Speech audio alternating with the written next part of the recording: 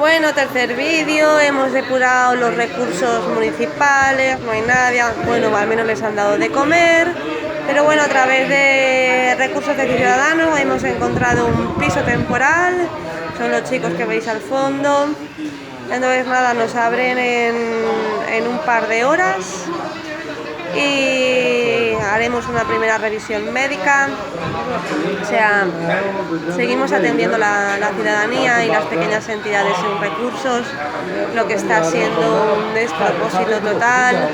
Hoy he investigado un poco más sobre las órdenes de devolución que vienen firmadas. Algunos intentaron pedir asilo en el CATE, le dijeron que no era posible hacerlo, lo cual no es cierto. Prácticamente les obligaron a firmar la orden de devolución sin decirles lo que ello era. Le dijeron, para continuar el viaje tenéis que firmar esta hoja. Entonces nada, continuamos con inhumanidad, irregularidades y falta de compromiso institucional, tanto a nivel estatal como a nivel local, como a nivel de las entidades que trabajan en primera instancia.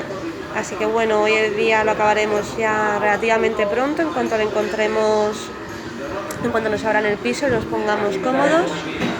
Y nada, los de hoy son de Guinea Conakry y hasta aquí el diario de la jornada de hoy. Saludos.